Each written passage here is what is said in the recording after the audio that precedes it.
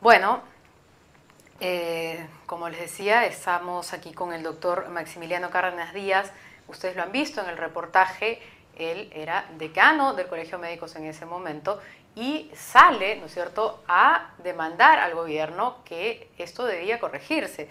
Empezaremos preguntándole sobre esto que ha dicho hoy el fujimorismo, que no fue una política de Estado, ¿no es cierto?, las esterilizaciones masivas. Bueno, yo primero quiero agradecerte la entrevista porque me permite responder algo que creo que es inaceptable, que los voceros que hemos escuchado, el doctor Sousa, el ex ministro Aguinaga, pretendan esconder la responsabilidad que tienen en un programa que constituye, a mi juicio, una de las páginas negras de la historia de la salud pública peruana, porque, como lo comprobamos en aquella oportunidad, el gobierno de entonces priorizó este programa hasta convertirlo en una de sus políticas principales en materia de salud pública. Ahora, ¿de qué constaba este programa, ¿no? Porque vamos a tratar de comprender cuál era la lógica que ellos estaban manejando y cómo estaban dispuestos a llegar a esas metas. Bueno, esta era una política cuyo origen no estaba en los ministros de salud. Es el propio presidente de la República entonces, Alberto Fujimori, quien incentiva y plantea esto como un programa, como una prioridad del gobierno. Ahí se ve intervenciones suyas en el Congreso de la República. Sí, anunciándolo. Y acá estuvo Hilaria Supa también anoche y nos comentaba que ella misma lo escuchó en Beijing en una conferencia prometer ese programa. Habría que estudiar, y seguramente hay estudios que tratan de explicarse por qué Fujimori le dio tanta importancia a este programa. De hecho, debe haber llegado a mi conocimiento investigaciones que tratan de explicarse este aspecto, pero lo real y lo efectivo, de lo que somos testigos, la mayoría de miembros del sector salud que teníamos algún cargo, alguna función en aquella época, hemos visto en diversas ocasiones al propio presidente impulsar este proceso y a los ministros dócilmente, sin criterios adecuados, aplicarla de la manera más entusiasta. A eso diga, ¿cuáles eran esos criterios no adecuados? Es decir, ¿de qué constaba, repito mi pregunta, esta política? Sabemos que habían las cuotas, sabemos que había las metas a las que había que llegar y las promociones. Usted como decano en ese momento del Colegio Médico, ¿también puede confirmar esto? Sí, yo precisamente puedo decir lo siguiente. Todos vimos como correcto que se incluyera en el programa de salud dedicado a la anticoncepción en general, la anticoncepción quirúrgica. Eso se hizo por ley hace el año 95. La llamada AQB. La llamada AQB. Anticoncepción quirúrgica, es decir... voluntaria. Se llama AQB, voluntaria. Pero lo que llamó la atención fue que este programa fuera priorizado de tal forma, con una serie de mecanismos. Porque ¿en qué consistía la priorización? Que a los médicos y a los profesionales de salud se les pedía cumplir metas en este aspecto. Y se buscaba que generaran incentivos a la población para que acudiera a hacerlo. Estos programas deben estar sujetos, como lo señalamos en el Colegio Médico en aquella oportunidad, a criterios de consentimiento informado riguroso. Claro, porque habrá gente que diga, bueno, ¿qué tiene de malo? Se estaba promoviendo que las mujeres pudieran tener acceso, ¿no es cierto?, a este tipo de cuidado de anticoncepción, y bueno, se le promovía pues a algún médico si es que lograba dar la información adecuada y captar, o ese era el problema, captar, ¿no? Este tema de la anticoncepción quirúrgica está sujeto a determinados criterios de rigor, porque es definitivo, su reversibilidad es muy dificultosa, son casi irreversibles. Entonces la mujer o el varón que se somete a este tema tiene que tener plena conciencia de eso. ¿Y qué es lo que ustedes veían como bueno, que no se les explicaba, no había un protocolo de trabajo que permitiera que la persona reflexionara, sino se les incentivaba como si esto fuera algo beneficioso, que les iba a traer soluciones diversas, y en la investigación que hicimos, porque eso quiero dejarlo bien sentado, el colegio médico, ante las denuncias que habían, que provenían de mujeres afectadas y de los propios médicos que eran incluso sutilmente obligados a hacer esto. ¿Por qué digo sutilmente? ¿Cómo así? Porque en aquella época se contrató a una importante proporción de médicos, enfermeras y obstetrices bajo el sistema de servicios no personales. ¿Ya? Es decir, que es una forma de contrato inestable y precario. Entonces se les decía, una manera como tú vas a permanecer en el cargo es cumplir metas sanitarias. ¿Cuáles metas sanitarias? A la cabeza este programa. Entonces los médicos se veían impulsados, impelidos a colaborar con que este programa asumiera la mayor de las proporciones. Y eso se reflejaba en las cifras estadísticas. Por ejemplo, es un dato que conocemos que en los países, en promedios internacionales, las AQB alcanzan un 4%, es decir, hay un 4% de mujeres que al se decidir someten un médico voluntariamente. Acá en el Perú, después del año 95 y 96, se llegó a casi el 14% de mujeres que acudían a hacerse este método. Claro, que estimuladas, mal informadas, ¿no? Mientras que los otros métodos que son reversibles habían caído a sus cifras más bajas. ¿Y los médicos tenían miedo de perder su trabajo? ¿Se sentían presionados? Nosotros en el Colegio Médico recibimos el testimonio de médicos que trabajan en zonas alejadas, en Ayacucho, en Huancavelica, en otras zonas, de que había esta situación, de que se habían presionados. Y es por eso que nosotros abrimos una investigación al respecto y fruto de ella le planteamos al gobierno la inmediata suspensión de este programa. ¿Cuántas denuncias llegaron a recoger ustedes aproximadamente?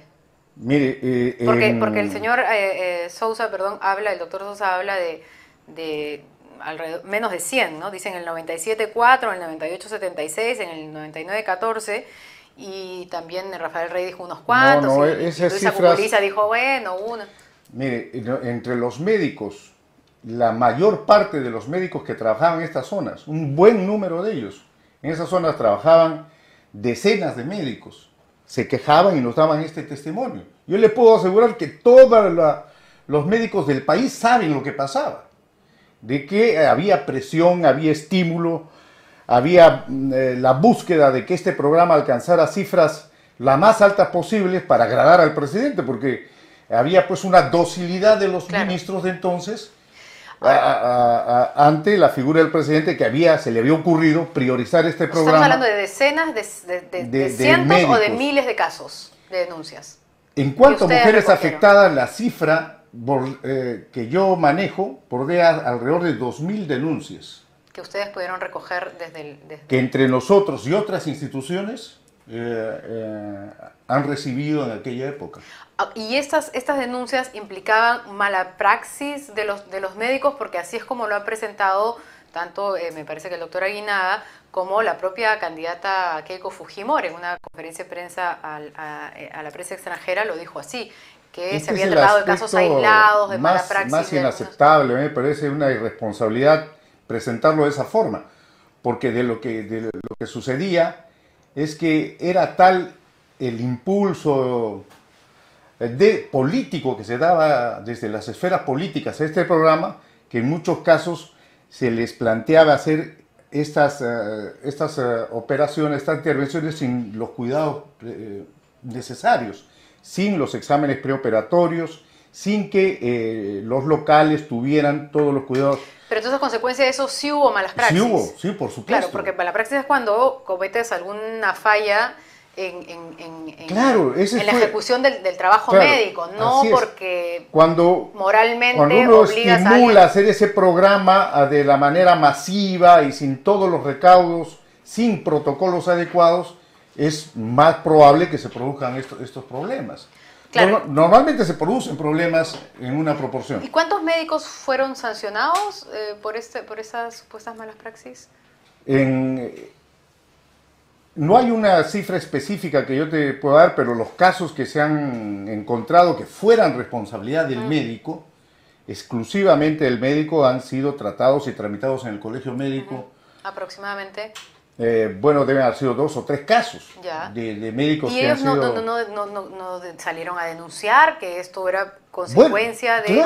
Claro, nos decían a nosotros, miren, estamos trabajando en esta forma, presionados, sin los recaudos adecuados, sin el instrumental adecuado, y esto es fruto de esa situación. Es por eso que el colegio médico, recogiendo estos testimonios, comprobándolos en el terreno, porque la comisión que organizamos para investigar este tema viajó a diversos lugares.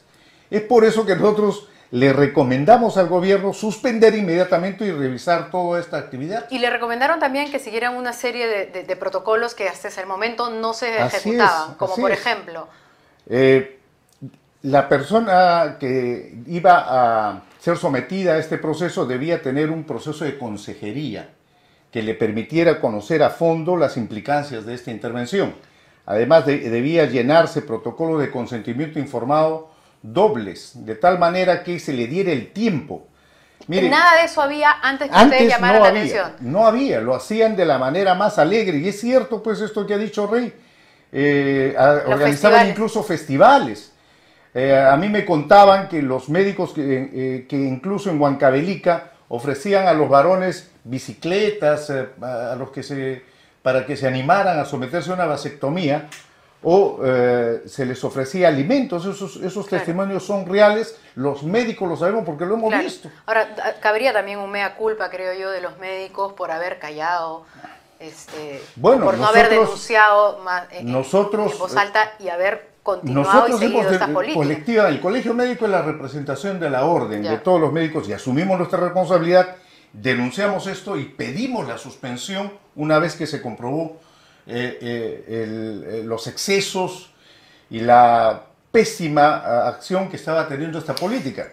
Nosotros hemos puesto énfasis en la necesidad de suspender inmediatamente este programa, en medio de una presión bastante intensa que había en ese momento del gobierno. Eran los años más... Claro.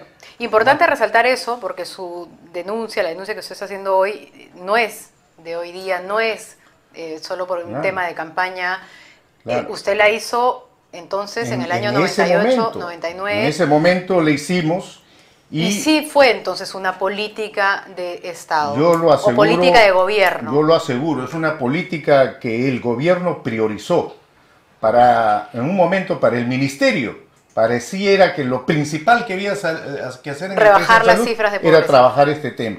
Y eso fue lo que le hemos reprochado a los ministros de entonces, y le hemos señalado las graves consecuencias que estaba teniendo actuar de esta forma, tensionando a la profesión médica y a los otros profesionales de la salud de esta forma, y de ahí que nosotros pues asumiéramos la posición institucional. Y solo para terminar entonces, ¿qué le pareció a usted cuando durante el debate se le recuerda a la candidata Fujimori este tema, y ella lo único que atina a decir es, bueno, al doctor Arenaga se le investigó y me ha dicho que no fue acusado de nada?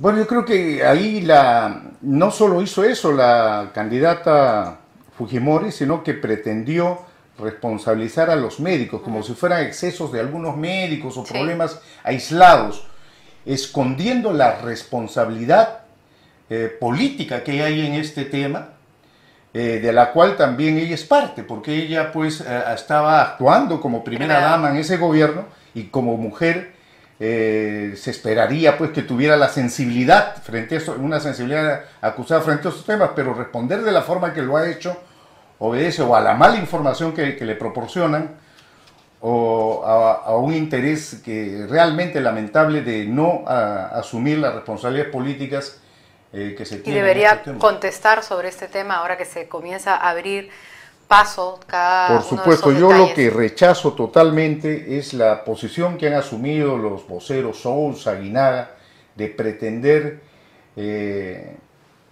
desligarse de una responsabilidad política y devolvérsela o pretender achacársela a los médicos como si estos hubieran actuado por propia iniciativa, en un vacío de política. Acá ha habido una política premeditada de impulsar este programa pretendiendo objetivos demográficos de una manera que ha resultado sumamente lesiva y yo reitero, es una de las páginas negras de la salud pública nacional.